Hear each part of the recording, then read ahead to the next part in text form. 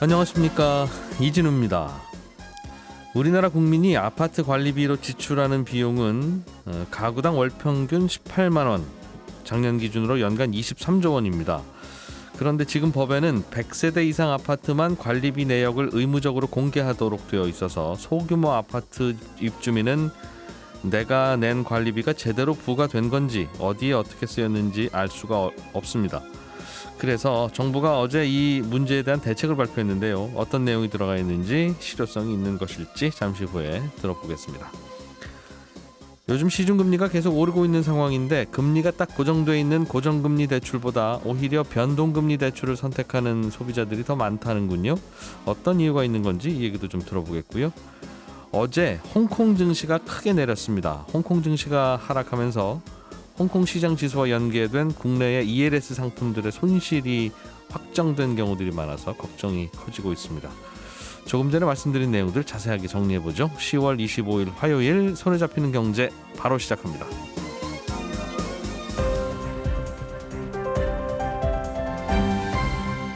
이진우의 손에 잡히는 경제. 예, 복잡하고 어려운 경제 뉴스들 쉽고 재미있게 그리고 깊게 전해드리려는 마음가짐으로 이 자리에 모인 세 분과 함께합니다. 김현우 소장, 박세훈 작가, 그리고 한국경제신문 나수지 기자, 세 분 어서 오십시오. 네, 안녕하세요. 자, 오늘은 아파트 관리비 이야기부터 시작해보죠. 김현우 소장님, 네. 이게 좀 더 투명하게 공개되도록, 그러니까 제도를 바꾼다는 건데 네, 어떤 그렇습니다. 내용이에요? 이 관리비가 어떤 목적으로 거치고 어디에 어떻게 쓰였는지 공개하는 대상은 이 세대수에 따라서 좀 복잡하게 나뉘어져 있습니다. 예. 근데 간단히만 보자면 최소한 100세대 이상은 돼야 세부 내용을 따로 요청하지 않아도 알아서 공개하도록 하는 것이 의무고요. 또 150세대 이상은 되는 아파트 같은 경우에는 이런 관리비에 대해서 회계장부도 유지를 해야 되고, 그다음에 제대로 잘 관리를 하고 있는지 지자체나 국토부의 지도 감독도 받도록 되어 있습니다. 예. 그런데 100세대가 안 되는 아파트 같은 경우에는 관리비를 걷어서 어디에 어떻게 썼는지 공개를 안 해도 될 뿐더러 공개를 만약에 입주민이 요구를 하더라도 보여줘야 될 의무가 없어요. 예. 그러다 보니까 관리비를 써서 유지보수 같은 걸 해야 될 때 입찰 가격을 부풀려서 하거나 아니면 알아서 조금 원하는 곳에다가 맡기거나 이런 일들도 발생을 하고, 또 예. 서류를 조작해가지고 관리비를 아예 횡령하는 일들도 종종 발생을 하기도 했었습니다. 심지어 이런 사고가 발생하는지를 공개가 안 되다 보니까 예. 아예 그냥 모르고 있던 경우들도 많이 있었고요. 그러다 보니까 내년 상반기부터는 빠르면 관리비 내역을 의무적으로 공개해야 되는 대상이 지금 100세대 이상에서 50세대 이상으로 확대가 되고요. 네. 그리고 공동주택 관리 정보 시스템이라고 하는 일종의 아파트 포털 사이트가 있습니다. 관리 포털 사이트가 있는데 예. 여기에 정보를 올리는 대상도 지금은 150세대 이상이면 올려야 되는데 100세대 이상으로 좀 확대될 예정입니다. 50세대 이상이면 대충 2동 이상 되는 아파트는 네, 이젠 해라. 지금까지는 동이 한 너댓 개 되는 아파트만 이거 관리하라고 했는데 네 맞습니다. 나홀로 아파트들도 좀 높은 건 해야 되는 거고. 예. 하면 다 좋은데 하게 되면 한 60세대 사는데 관리소장님 따로 뽑고 격리직원 따로 뽑으려면 인건비만 해도 가구당 한 10만 원씩 매달 더 내야 되는데. 그렇죠. 10만 그 정도면 됩니까? 10만 원은 모르겠어요. 관리비에 10만 원이 더 나가는 거잖아요, 그럼. 네 그렇습니다. 이것 때문에 이게 될까? 아. 이게 그동안 이것 때문에 전부 다 하세요가 안 됐겠죠? 그렇죠. 사실 그것 때문에 50세대 이상으로 한 거예요. 지금 현재 관리인을 두도록 되어 있는 기준이 50세대 이상입니다. 네. 그러니까 그 밑에까지 확대를 하게 되면 이거 관리비 공개를 해야 되는데 그거 정리하는 사람을 새로 뽑아야 되는 거고, 네. 그거 뽑자고 비용을 추가로 더 쓰게 되면 이 관리비를 공개하라는 취지 자체가 관리비가 좀 투명하게 쓰여가지고 아껴 쓰이고 좀 새나가지 않도록 하는 게 그 취지인데, 네. 그걸 하려고 돈을 더 들여가지고 관리인을 뽑는 게 모순이잖아요. 네. 그러다 보니까 50인 이상 지금 관리인을 두도록 되어 있는 대상에 대해서만 요거를 확대 시행하고, 예. 그 밑으로는 아직까지는 손은 별도로 안 되는 것으로 그러니까 공개 의무는 없는 것으로 하는 것을 정했습니다. 그랬군요. 50세대면 10만 원씩 거두면 500만 원. 네.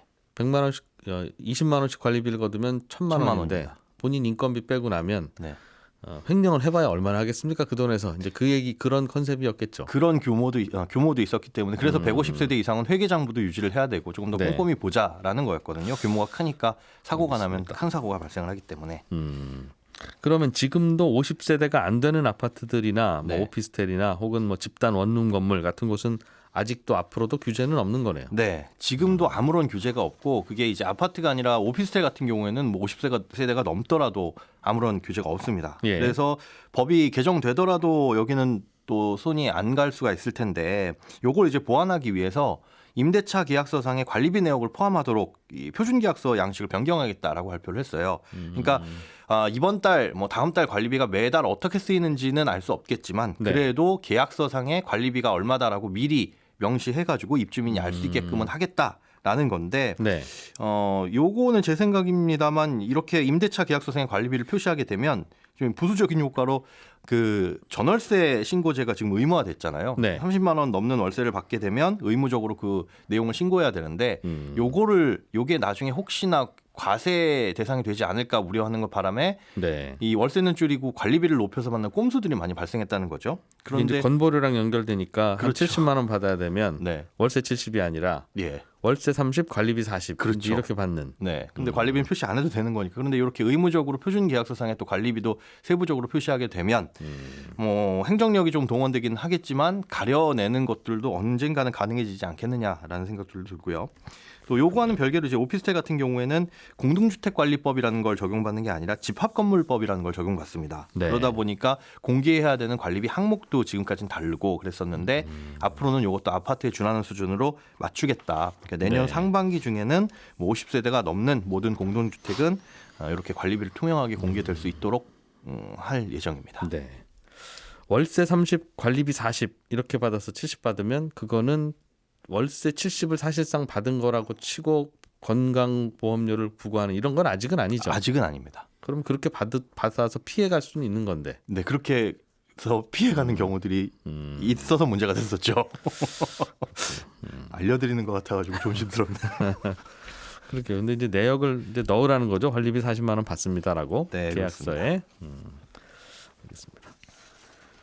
박 작가님, 네. 요즘에 대출 금리가 계속 오르고 있는데 네. 새로 대출을 받으러 가면 변동금리로 하실래요? 고정금리로 가실래요? 선택하세요라고 할 거고. 그렇습니다. 그럴 때는 항상 고민인데 대출 금리가 계속 오를 때는 상식적으로 변동금리보단 고정금리지라는 그렇죠. 게 상식인데 요즘은 오히려 그래도 변동금리로 선택하는 분들이 많다고요. 그렇습니다. 최근에 주택담보대출 받으러 가면 보도상으로는 연 7% 정도 이자를 내야 한다고는 하지만 예. 우대금리 적용하고 하면 실제로는 그 정도는 아닐 거고 그래도 1, 2년 전하고 비교해보면 많이 오르긴 했거든요. 그리고 앞으로도 금리가 계속 오를 것 같은 상황이라 말씀하신 것처럼 언뜻 생각하기에는 이럴 땐 이자를 딱 고정시켜 놓는 고정금리 대출을 더 많이 받을 것 같은데 오히려 그 반대로 올해 4대 은행에서 나간 대출 중에 변동금리 대출 비중이 7월 말 기준으로 77%가 넘습니다. 작년에는 이 비중이 74%가 좀 안 됐거든요. 예. 근데 작년은 지금보다 금리가 더 낮았어요. 근데 금리가 비교적 낮았던 작년보다 금리가 오르고 있는 올해 변동금리 상품의 비중이 더 늘어난 겁니다. 반대로 얘기하면 사람들이 고정금리를 덜 선택했다라는 얘기고요. 사람들이 변동금리를 선호하는 건 이유가 있을 텐데요. 이진우 기자님이 만약에 은행에 대출을 받으러 갔어요. 예. 근데 변동금리는 4%, 고정금리는 4.25%의 대출을 받을 수 있다면 어느 쪽을 선택하시겠습니까? 둘 중에 대출 많이 해주는. 물론 그렇죠. 근데 상식적으로 생각할 때는 금리가 앞으로 오르지 않는다면 변동금리가 좋지만 금리가 꽤 오를 거라고 생각하면 차라리 4.25%로 금리를 고정시켜 놓는 게 유리할 수 있잖아요. 근데 그렇겠죠. 어느 쪽이든 선택하는 게 쉽지는 않을 겁니다. 근데 반대로 은행 입장에서 생각을 해보면 고객이 변동금리와 고정금리 둘 중에 뭘 택하면 마진이 더 많이 남을까요? 뭐 그건 당연히 똑같으니까 둘 중에 하나 고르라고 했겠죠. 그렇습니다. 고객에게. 예. 은행들은 근데 앞으로 금리가 어느 정도로 오를지를 예측을 하고 그 예측을 바탕으로 금리를 이미 결정을 해둔 거거든요. 예. 그러니까 손해날 짓을 은행이 할 리가 없잖아요. 그러니까 고객이 어느 한쪽을 택하면 손해가 나는 상품을 은행이 제시할 리가 없습니다. 예. 그러니까 어느 한쪽을 고객이 택하더라도 옳은 선택이 될 확률, 틀린 선택이 될 확률은 거의 반반일 겁니다. 그러니까 은행에 가서 변동금리나 고정금리나 둘 중에 하나 고르세요라고 하면 네, 굳이 머리 싸매고 고민할 필요는 없다. 사실은 없습니다. 다 이미 계산이 된 거거든요. 이미 은행에 있는 전문가들이 알아서 네. 이거나 똑같은 구조로 만들어서 나한테 제시한다 이거죠. 그렇습니다. 그런데도 소비자들이 변동금리를 많이 선택하는 건 일단 고정금리 대출의 금리가 생각보다 높기 때문인데 네. 고정금리 대출은 3년 이상 장기 국고채 금리 또는 은행채 5년물 금리에 연동이 되는데 국고채 금리랑 은행채 금리가 올해 초부터 빠르게 오르고 있었거든요. 예. 그리고 또 최근에 기업들이 회사채 발행해서 돈 빌리는 게 어려워지다 보니까 요즘 이자 많이 준다고 해서 회사 안 사가거든요. 그러니 은행에서 돈 빌리는 수요가 많아졌고 은행은 기업들 돈 빌려주는 자금 조달하느라 은행채를 많이 발행하는데 그러다 보니 은행채 금리가 오르고 있고 네. 앞으로도 당분간은 오를 걸로 예상이 됩니다. 그래서 원래도 고정금리가 변동금리보다 살짝 더 높은데 최근에 고정금리 대출 금리가 변동금리보다 빠르게 더 올랐거든요. 앞으로 더 오를 걸로 예상을 하는 거고 예. 그러다 보니까 소비자들 입장에서는 지금 당장 싼 변동금리 쪽으로 좀 몰리고 있는 게 아닌가라는 해석이 가능하고 다른 이유도 있습니다. 다른 이유는 지금은 금리가 좀 오르고 있지만 네. 금리 오름 추세가 곧 꺾일 거고 금리가 다시 내려갈까라는 기대가 섞인 것도 있지 않느냐라는 해석도 나오긴 합니다. 그러니까 지금은 고정금리가 자꾸 부풀어져 있다는 거군요. 그렇습니다. 그러니까 그 추석 전에 과일 비싸듯이 그렇죠. 굳이 지나서 사 먹으면 되는데 하필 지금 네. 사 먹어야 되네. 네. 이제 그러면 그냥 수입 과일 추석 때 잘 안 쓰는 거 파인애플이나 이런 거 사 먹자 하는 그런 거라는 건데. 네. 그러니까 요즘에는 무슨 그 한국전력도 그 적자가 많이 나서 네. 평소에는 돈 꾸러 안 다니던 회사인데 엄청나게 수십 조씩 꾸러 다니고. 네. 이자 6% 준다고 그래도 사실은 잘 안 나갑니다. 한전처럼 지금. 그러다 보니 이제 시중에 돈이 귀하니까 네. 그러니까 이제 고정금리 대출 금리도 여느 때보다 이렇게 비쌀 건 아닌데 생각하는데 비싼 거라 네. 이거죠. 그래서 선택을 그러다 안 보니 하는 사람들이 에이 변동금리로 갑시다 이제 네. 한다는 건데 그럼 변동금리로 받으라는 말씀입니까? 어떤 결론이 어떤 결론이에요? 네. 제가 만약에 네. 가면 이건 사실 짜장면이 좋으냐 짬뽕이 좋으냐 같은 질문인데 네. 아니, 사실 저는 짜장면이 확실히 좋으니까 이거 이 비유는 아닌 것 같고 이 질문은 금리가 오르거나 내리거나 하는 시기엔 늘 마주치게 됩니다. 예. 관련해서 제가 들었던 얘기는 2년 3년 고금리가 계속된다면 고정금리를 택해라. 그렇지 않다면 변동금리를 선택하는 게 합리적이다. 라는 얘기를 제가 전문가한테 들었는데 네. 앞으로 2년 3년 고금리가 계속 될지 안 될지 이거 누가 알겠습니까? 모르는 거죠. 그렇죠. 이걸 어떻게 맞춰서 아유 현명한 선택했네라고 하는 건 우연이죠. 안 됩니다. 예. 가장 좋기로는 금리가 진짜 저점일 때 고정금리로 대출받아서 긴 시간 동안 낮은 이자를 무는 거지만 고정금리는 말씀드렸듯이 3년물 이상 국채나 5년물 은행채 금리에 영향을 받는 거라서 네. 이 채권들의 흐름을 정확하게 꿰고 있어야 되거든요. 근데 그게 가능한 분이면 고정금리로 받을지 변동금리로 받을지 고민 안 하실 겁니다. 예, 예. 그래서 답은 없습니다만 저는 개인적으로 변동금리로 대출을 받을 건데 이유는 만약에 제가 집을 산다면 1, 2년이 아니라 적어도 한 10년 정도는 돈을 빌릴 거지 않습니까? 예. 그럼 장기적으로 보면 고정으로 빌리는 것보다는 변동으로 빌리는 게 위험이 좀 덜할 것 같아서 그렇습니다. 물론 고정금리로 빌렸다가 나중에 시중금리 내려가면 중도상환 수수료 안 내는 구간에 접어들었을 때 변동금리로 갈아타는 것도 방법이긴 한데 굳이 갈아타느니 처음부터 저는 변동금리로 빌릴 것 같습니다. 그리고 혹시 변동금리로 대출 빌릴 생각 있으신 분은 어느 은행에 가느냐에 따라 가상금리가 다 다르거든요. 네. 요 가상금리가 중요합니다. 변동금리는. 그래서 발품을 좀 팔아서 가상금리 가장 적은 거로 가시는 게 정답입니다. 요즘처럼 첨단 금융 핀테크 시대에 네. 그 좀 조사 미리 좀 해주든가. 제가 박세훈이고 이 정도 돈을 빌릴 건데 이 집을 담보로 맡길 겁니다라고 하면 네. 그 딱 해주면 어디가 제일 싼지 하면 딱 좋은데 네. 10년 전이나 지금이나 발품을 좀 파셔야 됩니다라고 막 말씀을 못 드리는 이 상황이 네. 이건 좀 어떻게 고칠 수 없나. 김현우 소장님? 네. 하는 생각은 매번 들더군요. 아이디어는 많이 나오는 것 같은데 어려운 일인 것 같습니다. 이게 이렇게 하자고 은행들끼리 좀 이렇게 금리 경쟁을 좀 하십시오. 비교를 좀 합시다라고 하는데 그거는 은행들이 네. 안 하겠다고. 안 좋아. 당국에서도 좀 합시다라고 하는데 그것만은 못 하겠다고 네. 한대요. 그러면 이제 완전히 0.01% 가지고 경쟁을 해야 되니까. 네. 아무튼 자, 나수지 기자님이 준비해 오신 소식은 어제 홍콩 증시가 많이 떨어졌다는 건데 네. 뭐 홍콩 계신 분들께 뭐 위로의 말씀은 전합니다만 그게 우리랑 무슨 상관인가 네. 하는 생각이 얼핏 듭니다만 이게 우리한테 더 중요하다면서요? 네. 이게 사실 요새 주식 떨어진다 뭐 이런 거는 전해드릴 만한 뉴스도 아니긴 한데 네. 어제 좀 특이한 게요. 세계 주식 시장이 대체로 비슷하게 움직이는데 유독 홍콩과 중국 증시만 눈에 띄게 안 좋았습니다. 그러니까 미국 뭐 간밤을 포함해서 미국 증시, 유럽 증시 이틀 새 둘 다 상승세로 마감하고 어제 일본, 한국 다 오른 채로 장 끝났거든요. 예. 근데 유독 홍콩 증시 대표 지수인 이 항생 지수 개장하자마자 폭락하기 시작해서 6.3% 정도 떨어진 채 마감을 했고요. 지수가 6.3% 네. 떨어졌어요. 전체 시장이 6.3% 떨어진 거여서 이게 와. 2008년 글로벌 금융위기의 최저치까지 떨어진 상태입니다. 그리고 이 홍콩 증시에 상장한 기업들 가운데 중국 본토 기업만 모아서 만든 그 지수가 있는데 이게 예. 홍콩 H 지수입니다. 요건 더 많이 떨어져서 7.3% 떨어졌습니다. 그러니까 이게 세상에. 하락률로만 보면 예. 어제가 이 지수가 만들어진 것 자체가 94년에 처음 만들어졌거든요. 네. 근데 그 이후에 하루 동안 가장 많이 빠진 날이 어제였습니다.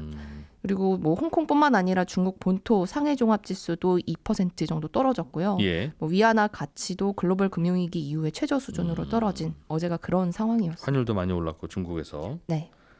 왜 이렇게 많이 떨어졌어요? 중국 증시는? 예, 어제 박 작가님이 시진핑 중국 국가주석 3년임 확정됐다 이 이야기를 전해드렸는데 네. 이 뉴스가 주식시장에 영향을 미친 겁니다.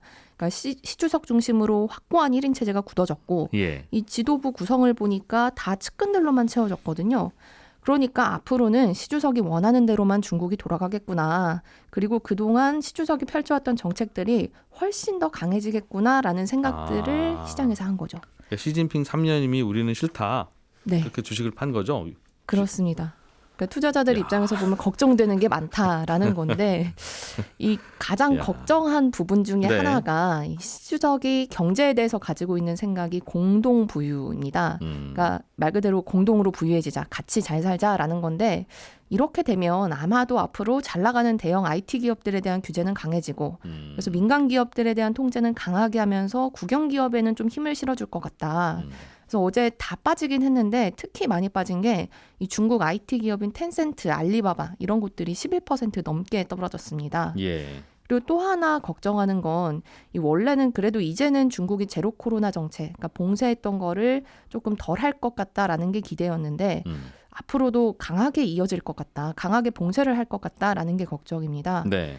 이 구성을 보면 경제 분야를 총괄하는 총리 자리에 시진핑 비서 출신, 근데 이분이 상하이 당서기거든요. 예. 근데 이 사람이 상하이 도시 봉쇄를 2달 동안 주도를 했던 사람입니다. 그러니까 중국 안에서도 이게 너무 상하이를 대도시를 길게 봉쇄하다 보니까 경제 타격을 생각하면 이거 좀 과한 것 같다라는 목소리가 중국 내부에서도 좀 있었는데 근데 그렇게 주장했던 사람들은 이번에 다 빠지고 강하게 봉쇄 조치를 하자라고 했던 사람만 남아 있는 거죠. 그래서 실제 어제 보면 이 중국 안에서 제조업 공장 많이 모여 있는 광저우시가 이 일부 지역의 초등학생, 중학생 대면 수업 이제 하지 말아라, 외식도 하지 말라, 뭐 이런 조치 취했거든요. 네. 근데 이렇게 봉쇄하면 앞으로도 좀 중국 경제 타격 입는 거 아닌가 이런 걱정을 시장에서 좀 하고 있는 겁니다. 그렇군요.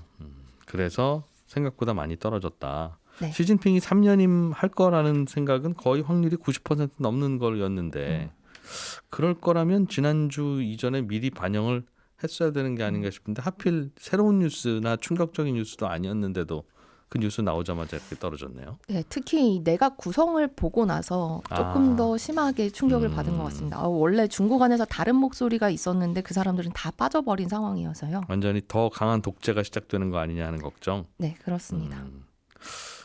어제 주식 판 분들 명단 가져오시오 뭐 이러는 거 아닌가 모르겠어요. 아무튼 홍콩 증시, 중국 증시가 떨어지면 중국 증시 투자자들은 손해를 좀 보시겠죠. 걱정스럽습니다만 우리나라 다른 투자자들에게도 영향이 큽니까 이게? 네, 이게 홍콩 증시 크게 떨어질 때마다 나오는 뉴스가 있는데요. 이 바로 ELS라는 상품에 투자한 사람들이 손실 위험에 처했다, 뭐 이런 겁니다. 근데 이 ELS라는 상품은 몇 개 주가 지수, 뭐 종목을 정해서 이게 반토막만 안 나면 보통 한 연 6에서 7% 정도 수익을 돌려주는 상품이거든요. 이게 그러니까 홍콩 증시가 지금보다 반토막이 안 나면 연 네. 7% 확정. 네. 그렇게 해서 돌려주는 건데 40% 떨어져도 연 7% 확정. 플러스 그런 거죠. 네, 조건이 그러니까 구체적으로는 다르지만 보통은 반토막입니다. 예. 그러니까 40%까지 떨어지는 건 괜찮은데 예. 만약에 이 한 번이라도 절반 이상, 그러니까 반토막이 났다. 예. 그러면 그때부터는 손실을 날 수 있는 상품으로 완전히 바뀌어버리는 그때부터는 반토막. 네, 그러니까 100만 원어치 ELS를 샀는데 홍콩 증시가 반토막이 한 번도 안 나고 만기가 되면 연 7% 주는 거고 네, 107만 원 주는 거고 중간에 한 번이라도 반토막이 나면 내가 맡긴 100만 원도 반토막이 나는 거죠. 날 수도 있습니다. 왜냐하면 그러니까 만기 때 ELS라는 상품도 만기가 있거든요. 근데 예. 예를 들어서 ELS라는 상품이 만기가 3년이다. 그럼 내가 만기까지 들고 있었는데 그때 홍콩 H 지수가 뭐 예를 들어 10% 빠졌다. 내가 네. 산 거에 비해서. 그럼 10% 손실이고요. 한 번이라도 중간에 반토막을 경험하고 올라왔으면 네. 그 손실을 따라서 내게 확정되는 거고. 네, 그렇습니다. 그걸 네. 한 번도 안 닿았으면 그냥 처음에 약속했던 이자율을 주는 거고. 네, 그렇습니다. 네. 그래서 이 홍콩 증시 떨어질 때마다 유독 ELS 얘기가 나오는데 근데 왜 하필 그러면 홍콩이냐? 다른 뭐 코스피나 S&P 500이나 이런 것들도 ELS 기초 지수로 많이 쓰이긴 하는데 네. 이렇게 홍콩 증시가 유독 관심을 받는 이유가 보통 ELS들이 다른 거 말고 홍콩 지수를 포함해서 많이 상품을 만듭니다. 예. 이게 ELS가 수익을 내는 구조가 아주 복잡해서 이거는 저도 잘 이해를 못하고 설명드리기도 어려운 부분인데 예. 이게 주가 지수가 크게 출렁거릴수록 ELS가 투자자들한테 좀 더 높은 수익을 돌려줄 수 있도록 설계가 돼 있다고 하거든요. 그러니까 주가 지수가 크게 흔들릴 수도 있어 보이는 듯한 그게 기준으로 잡혀 있는 건 네. 한 연 9%도 주고 연 8%도 주고 그런다는 거죠. 네, 그렇습니다. 심지어 시장에서는 요새 테슬라 같은 주식들, 네. 그러니까 굉장히 변동성이 심한 주식들, 이런 거는 30%까지도 음. ELS 수익률이 나오거든요. 네. 그래서 변동성이 심하면 심한 걸 기초 자산으로 할수록 수익률은 더 높아집니다. 그 말은 테슬라 주식이 반토막 날 수도 나는 있다고 생각해. 라고 생각하는 투자자들이 꽤 있다는 뜻이잖아요. 네, 그렇습니다. 음. 그래서 그러다 보니까 ELS 수익률이 조금이라도 매력적으로 만들려면 ELS에 홍콩 H 지수를 많이 넣고 네. 그러다 보니까 홍콩 지수가 이렇게 흔들릴 때마다 ELS 투자자들의 손실이 걱정된다. 이런 뉴스가 나오는 겁니다. 최근 1, 2년 사이에 ELS라는 상품에 투자했던 분들은 어제 이 상황 때문에 큰일이 났다는 네, 거죠. 그죠? 네, 그렇습니다. 이제부터는 손실이 날까봐 걱정을 해야 된다. 사실상 손실이 난 거고 지금부터 홍콩 지수가 계속 올라줘서 내가 가입하던 시점보다 더 올라가면 모르겠으되 그렇지 않으면 손실이 된다는 거죠. 네, 그렇습니다. 어제 떨어진 걸 봐서는 더 떨어질 수도 있을 것 같은데.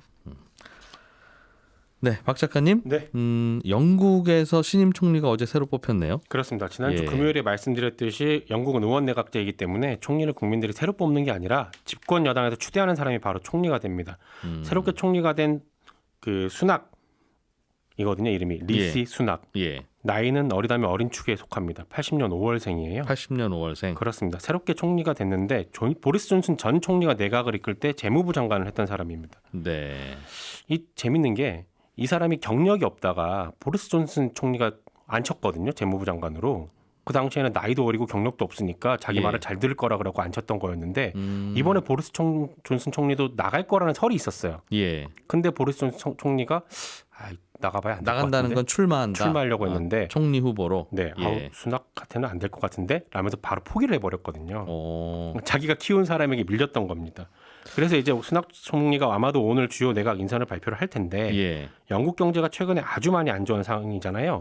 그래서 누구를 기용하고 어떤 정책을 펼칠까가 한동안은 국제뉴스에 자주 등장을 할 겁니다. 그래서 이전까지 총리였던 리즈 트러스 총리가 안 좋은 타이밍에 감세 정책 폈다가 글로벌 경제가 출렁했던 거 다들 기억하시죠? 영국 금융시장이 날렸었죠. 그래서 그렇습니다. 예. 다른 나라들의 경제 정책이 돌고 돌아서 우리에게도 영향을 미치기 때문에 나라 밖 다른 나라 소식에도 귀를 기울여야 할 것 같습니다. 인도계 수낙 신임 총리, 네. 보리스 존슨이 픽업을 해서 같이 일하다가 네, 보리스 총리가 오히려 밀려난 그렇습니다. 남의 일 같지가 않은. 네, 네. 네, 저는 11시 5분에 이어지는 손에 잡히는 경제 플러스에서 다시 한번 인사드리러 오겠습니다. 이진우였습니다. 들어주신 청취자 여러분 고맙습니다.